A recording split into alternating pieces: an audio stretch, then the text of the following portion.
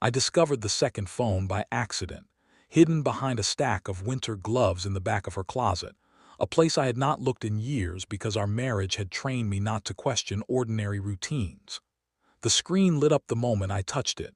No passcode, no hesitation, as if it had been waiting for me. Messages filled the screen, stretching back well over a year, intimate and casual in the way only long familiarity allows. They were not dramatic declarations of love, just confident, careless words exchanged between two people who assumed secrecy was permanent. The man was her personal fitness coach from the local club. Reading those messages did not feel like anger at first. It felt like gravity suddenly failing. After nearly 3 decades together, I did not shout, accuse, or demand explanations. I simply left. I took nothing that night except my car keys and wallet. No note. No warning. I vanished in a way that made silence louder than any confrontation ever could. At the time, I was in my early 50s and had spent most of my adult life as a senior advisory partner at a private wealth firm in downtown Milwaukee, a place where clients trusted me to anticipate financial disasters before they happened. My entire professional identity was built on foresight and control. Ironically, I had been blind inside my own home. My wife and I married young, both barely past college, convinced that love plus discipline could outlast anything. Our son arrived a few years later, followed by decades that looked successful from the outside. A stately brick house near the river, summer trips up north, proud moments watching our child graduate and build a career. I worked late, traveled often, and told myself I was doing it for the family. That justification hardened into habit, and habit quietly became distance. The first real cracks appeared around our anniversary year, when my workload exploded after I took on a high-profile corporate restructuring project that demanded absolute focus. For months, I treated home like a hotel, coming and going on conference calls and exhaustion. I missed birthdays, dinners, and ordinary evenings that, in hindsight, mattered far more than the deals I closed. When my wife stopped arguing about my absence, I mistook her silence for understanding. I did not recognize it as withdrawal. I tried to compensate with gestures, expensive gifts, short trips planned too late, all the things that look generous but avoid the harder work of presence. Somewhere during that time, she filled the empty hours with new routines, new interests, and eventually someone who noticed her. The day everything changed, I came home early for the first time in months, planning a surprise dinner reservation at a restaurant she had mentioned casually more than once. The house was quiet, her car parked inside, lights off. I called out, checked the kitchen, then wandered upstairs without urgency. The closet door stood slightly open, and there it was, tucked where it did not belong. I did not need to scroll long to understand the truth. The most recent message was sent that morning, intimate and confident. I remember standing there, phone in my hand, feeling as if the life I understood had slipped sideways into something unrecognizable. It was not rage. It was a clean, precise break, like a bone snapping without warning. I put the phone back exactly where it had been and sat in my car in the garage for nearly an hour, staring through the windshield without seeing anything. When she returned, cheerful and unaware, I helped unload groceries and matched her tone, every word measured, every gesture deliberate. We ate together, discussed trivial things, and played our familiar roles with practiced ease. Inside, something fundamental had shut down. Later, I told her I needed a drive to clear my head. She barely looked up. I drove through familiar streets heavy with memory, past places that once defined our family, until I ended up by the water, watching darkness swallow the shoreline. That was when the decision formed fully. I would not argue. I would not negotiate. I would leave. That night marked the quiet end of my old life. I withdrew cash in small amounts, paid for a cheap motel with wrinkled sheets and humming lights, and sat alone listening to the distant sound of traffic. I called my son once, lied carefully, and warned him I might be unreachable for a few days. When I turned off my phone, the silence felt brutal and necessary. Sleep never came. By morning, the idea of returning felt impossible. Something inside me had broken cleanly, and I knew that pretending otherwise would destroy whatever was left. Over the next day, I moved with clinical precision. I separated finances, closed accounts, retrieved documents, and contacted my attorney, a man who had known me for decades. I told him the truth without emotion and asked for discretion. He did not question my decision. He simply helped.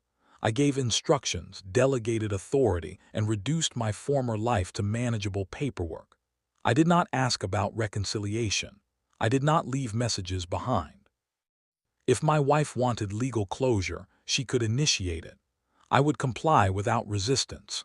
I checked into another hotel under a different name, bought a prepaid phone, and prepared to disappear in a way that only someone with planning instincts could manage. Before leaving the state, I spoke to my son again and told him enough to explain my absence without poisoning him against his mother. He admitted he had suspected the truth for weeks and had stayed silent, trapped between loyalty and fear. I told him I needed space, not abandonment, and promised I would reach out when I could breathe again. When I ended that call, something unexpected surfaced beneath the grief. Relief. The decision had been made. There would be no more pretending. I boarded a long-distance bus heading west, choosing a destination at random, a city my wife and I had never discussed, never visited, never imagined. The landscape changed slowly, mile after mile, and with it the version of myself I had been carrying for years. When I arrived days later, rain greeted me like a curtain being drawn closed on my past. I rented a small room, bought second-hand clothes, and let time pass without purpose. I grew a beard, avoided mirrors, and allowed myself to become unrecognizable, even to myself. Eventually, routine returned in a quieter form. Wandering gardens and public parks became a habit, not out of ambition, but because plants asked nothing except attention. One afternoon, a chance conversation led to an unexpected offer of work maintaining private grounds outside the city. The pay was modest, the labor physical, the living space simple. I accepted without hesitation. For the first time in decades, my value was measured by effort rather than outcomes. Soil responded honestly. Growth was visible. There were no hidden messages, no double lives. Just seasons, weather, and the slow rebuilding of something real. Months passed. Life narrowed, then steadied. I slept deeply. I spoke little about my past. The people around me respected that silence. Then one morning, among forwarded mail and routine notices, an envelope appeared with handwriting I would recognize anywhere. Seeing it felt like a door opening behind me, one I had believed locked forever. I did not open it right away. I carried it with me all day, its weight heavier than paper, knowing that whatever was inside would force a choice I could no longer avoid. I finally opened the envelope that night after the work was done and the light had drained from the sky, after I had exhausted my body enough that my hands stopped shaking. The letter inside was long, written in careful strokes, as if every sentence had been revised a dozen times before touching the page. She wrote that she had searched for months, first confused, then frantic, then finally certain that my disappearance was not random but intentional. She admitted she had hired someone to trace the fragments I left behind, not out of anger but panic, the kind that sets in when consequences stop being theoretical. She wrote that the affair had ended long before I found the phone, that it had been meaningless, that it had been born out of loneliness and cowardice rather than love. The words did not comfort me. They landed flat, stripped of power by time and distance. Near the end, she wrote that she needed to see me once, not to beg, not to fix anything, but to say goodbye properly. She named a hotel, a room number, a specific afternoon, and promised that if I did not come, she would disappear from my life forever. I folded the letter slowly, aware that the man who had fled in silence now stood at the edge of a decision he could not ignore. For days afterward, I worked harder than usual, digging deeper, pruning more aggressively than the garden required, as if physical exhaustion could settle a question that lived entirely in my chest. The people who employed me noticed the shift without asking. One evening, the older woman of the household commented quietly that storms often arrive long before clouds appear, and that resisting them only exhausts the ground. I understood her meaning and said nothing. The truth was simple and terrifying. Avoiding my past had given me peace, but it had not given me closure. Running had saved me, but it had also frozen parts of me in place. If I never faced her, the silence would follow me forever, whispering unresolved questions into every quiet moment. By the time the appointed day arrived, my choice had already been made, even if my nerves had not caught up. The drive into the city felt unreal, as if I were borrowing someone else's life for the afternoon. I parked, waited, breathed, then knocked on the door exactly when the clock told me to. She opened it immediately, thinner than I remembered, her confidence replaced by a careful fragility that unsettled me more than anger would have. We stood facing each other, strangers wearing familiar faces, the air between us thick with years that could not be edited or revised. Inside the room, everything was neutral, temporary, designed to be forgotten. She spoke first, apologizing without qualifiers, without defenses, without shifting blame. I listened without interrupting, surprised by how calm I felt, by how little the words stirred inside me.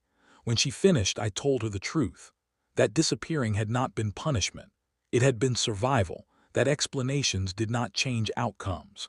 That betrayal, once known, rearranges reality permanently. She cried then, not loudly, not dramatically, but with the kind of grief that comes from finally understanding the cost of one's choices.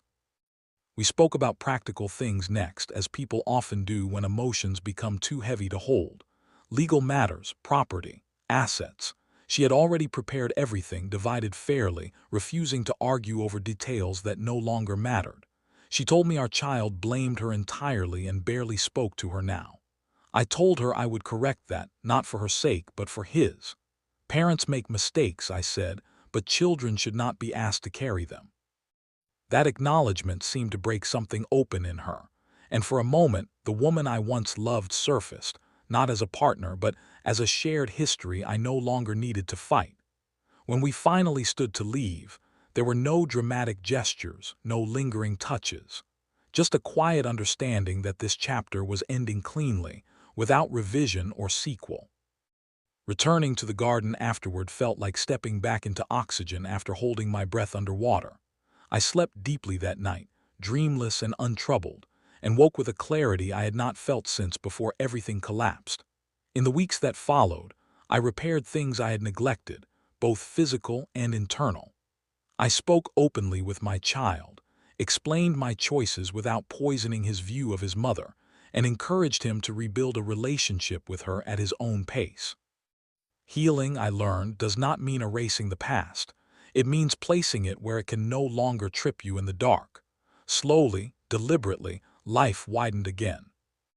It was during a small gathering at the house one evening that I met someone unexpected, introduced casually, without ceremony, as if fate itself was trying not to attract attention.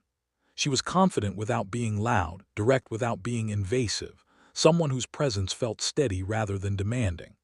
We spoke first about trivial things, then about work, then about loss, without either of us offering details we were not ready to share. She did not ask why I lived there. She did not press. She simply listened, and when she spoke, it was with the ease of someone comfortable with silence. That night ended without promises, without expectations, just an exchange of numbers and the sense that something new had quietly entered the room. Our connection unfolded slowly, intentionally, built on honesty rather than urgency. I told her my marriage had ended because of betrayal, and that I was still learning how to trust my own judgment again. She told me she valued truth more than comfort and patience more than romance. We met for walks, shared meals, talked about books and choices, and the strange relief that comes from starting again later in life. There was no pressure to perform happiness, no fear of disappointing someone with scars. For the first time, intimacy felt safe because it was optional, not assumed. When the divorce became official months later, it felt less like an ending and more like an administrative confirmation of something already complete. I signed papers, shook hands, and left without bitterness. That evening, I cooked dinner for two in the small kitchen I had rebuilt my life around. We ate slowly, talked openly, and acknowledged what we were and what we were not. No replacements. No comparisons. just two people choosing clarity over fantasy. When we stepped outside afterward and looked over the garden under the stars, I realized I had built something real out of wreckage, not by forgetting the past, but by refusing to let it define the future. The invitation to my child's wedding arrived the following spring, and with it, the final proof that leaving had not meant abandoning what mattered. I stood beside him on a day that symbolized continuity rather than loss, watched him step into a future shaped by lessons learned the hard way, and felt something inside me settle fully for the first time. My former wife was there too, distant but respectful, no longer an open wound, just a closed scar. We exchanged a nod that carried no hostility, only acknowledgement. Some stories end not with forgiveness, but with understanding, and sometimes that is enough. Standing alone later that night, listening to laughter fade into memory, I understood what disappearing had truly given me. Not escape, but space. Space to rebuild without noise. Space to choose differently. Space to become someone who no longer mistook endurance for love or silence for peace. I had vanished once because I did not know how to stay. Now, rooted in a life I had built with intention, I finally understood the difference between running away and walking forward.